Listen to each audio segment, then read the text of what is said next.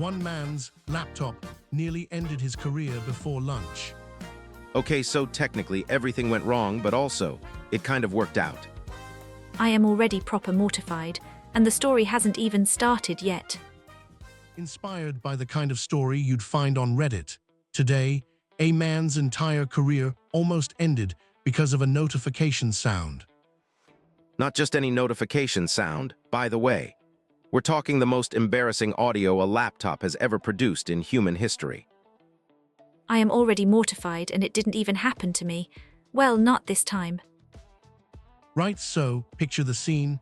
A man, let's say a very confident, very tech-savvy young professional, walks into a job interview at a software company. He is prepared. He has done his research. He has ironed his shirt. He has even, and this is important, brought his laptop. Because nothing says, I am serious about this role, like bringing your own device to a job interview. Okay, so full disclosure, I may or may not be that man. And honestly, bringing the laptop felt like a power move at the time. Like I was ready to demo stuff, show my portfolio, really interface with the panel, you know? Interface, that's like when two systems or people connect and interact. I wanted to interface professionally. Jake, you are using the word interface to justify what is about to happen, and it is not going to work. Sophie is correct. It is not going to work. So Jake arrives at the interview. There are 3 people on the panel, the hiring manager, a senior developer, and the head of the department. The room is very quiet, very professional. Jake opens his laptop with great confidence and sets it on the table. And look, I had checked everything.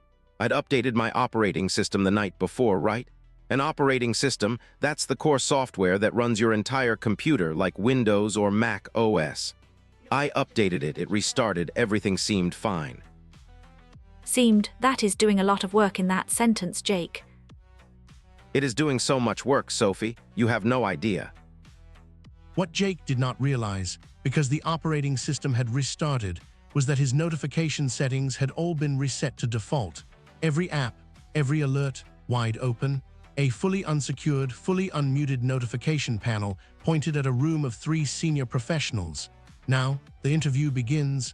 Jake is doing well, actually. He's answering questions about bandwidth. That's the capacity of a network connection, how much data it can carry at once. He's talking bandwidth. He's talking cloud storage. He's impressing people. I was on fire, honestly. I was like, yes, bandwidth, absolutely. Our current pipeline has limited bandwidth, but we can scale. I was using all the words. I was interfacing beautifully. He genuinely was, and then the laptop, which Jake had placed open on the table, screen facing the panel, received a software update alert. And because the notification settings had reset, instead of a small silent pop-up, the laptop played its full default alert sound at full volume. Which, and I want to be very clear, I had set that alert sound as a joke 18 months earlier and completely forgotten about it. What was the sound, Jake? It was a man saying you've got mail, like the old AOL thing, but I had recorded it myself doing a really bad impression, really loud, really enthusiastic. Oh no, oh that is proper awful. That is absolutely dead awful, Jake. Today's English word is glitch. It means a small, unexpected technical fault or error, and Jake's laptop was absolutely glitching at the worst possible moment. A glitch that undid, in approximately 1 second, everything that the ironed shirt had built. The panel just stopped, mid-sentence. One of them had a pen in their hand and they just put it down, very slowly, like they were defusing a bomb. What did you do? What did you actually do? I laughed, which, look, was not the right call. But it was like a reflex, you know? My brain glitched. I glitched. I just went heh, and then tried to keep talking about bandwidth like nothing happened. He kept talking about bandwidth. He kept talking about bandwidths. I kept talking about bandwidth. Remarkable. Now this is where the story takes a turn, because the software update that had triggered the alert, it was for a program Jake used to manage his digital portfolio. A portfolio stored in the cloud. Cloud storage, if you're learning, that means keeping your files and data on remote servers accessed through the internet rather than on your device. Jake's cloud storage had been updated. and the update had in fact pushed a new version of his portfolio to the screen automatically. Without asking. So the panel are now looking at my laptop, and my laptop is now displaying automatically, no input from me, my portfolio, which is actually really good. Like objectively, it's got case studies, UI designs, the whole thing. UI, user interface, that's the visual layout someone uses to interact with an app or website. My UI work is solid. So your glitch accidentally saved you. Not entirely, because the portfolio loaded, and right at the top, as the header image, was a screenshot I had forgotten to delete from a group chat, where my friend had sent me a meme about how interviews are fake and corporate culture is a scam. Jake, no. The meme said, and I'm quoting directly, "Just pretend to care and collect the paycheck." I want to go home. I wasn't even there and I want to go home. The panel looked at the meme, then at Jake, then at the meme again, the kind of silence that has its own operating system, its own bandwidth, running nothing but pure, unfiltered awkwardness. So I said, and this is either genius or the worst thing I've ever said, I said, "That's actually a screenshot I keep as a reminder of the mindset I want to fight against in workplace culture." And I said it completely straight. You did not. Sophie, I did.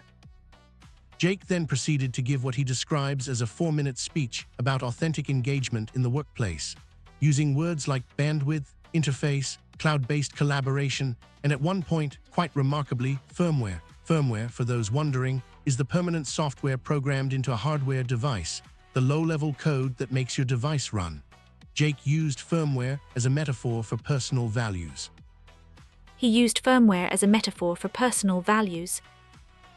I said that my commitment to genuine work was like firmware, built in, not something you can just update or overwrite. I stand by it. That's either dead clever or completely unhinged, and I genuinely cannot tell which. At this point, the head of department, who had been silent the entire time, leaned forward. She looked at Jake. She looked at the laptop, which was still displaying the meme. And she said, and this is a direct quote from the post, "That was either the worst interview I've ever witnessed or the most memorable. Either way, your UI work is genuinely impressive. We'll be in touch." And listen, the encryption on that sentence was hard to crack. Encryption, right? That's when data is converted into a coded format so only authorized people can read it. Her face was fully encrypted. I had no idea what she meant. So what happened? Did you get it? They emailed me 4 days later, and the subject line of the email was, "I'm not making this up, you've got mail." They had used the subject line as a joke. The hiring manager had actually gone and found the original AOL sound. They were taking the mick. In the best possible way. I got the job, the offer was in the email. They said the firmware metaphor had genuinely stuck with them. I cannot believe that worked. I am proper gobsmacked. That is nout makes sense anymore. And so somehow a reset operating system, a forgotten notification sound, a cached meme, and an accidental portfolio upload, combined with one extremely committed recovery speech, resulted in a job offer. The glitch did not end Jake's career. The glitch launched it. Technology, as always, giving with one hand and absolutely destroying your dignity with the other. And I'll tell you what, on my first day, I changed that notification sound. Immediately, first thing. Before I even connected to the company's encrypted network, encrypted, remember, coded, and secured so only the right people get access, I changed it.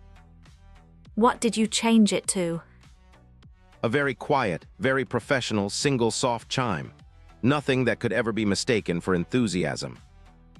Good, that is dead right. That is the correct decision. Some firmware updates are necessary, Jake. Did Sophie just use firmware as a metaphor? She did, and it worked, which tells you everything you need to know about the power of a good word used in the right moment. And that is where we leave today's story, with Jake employed, Sophie using tech vocabulary like a natural, and somewhere out there, a hiring panel still chuckling at a subject line. If that made you laugh or cringe, honestly, probably both, drop us a like. It genuinely helps more people find these stories. Follow us so you never miss another story like this one. New episodes come out proper regularly, and they are all this good. Subscribe to English Through Stories, new episodes every single day, each one built to improve your English while making your commute considerably more entertaining.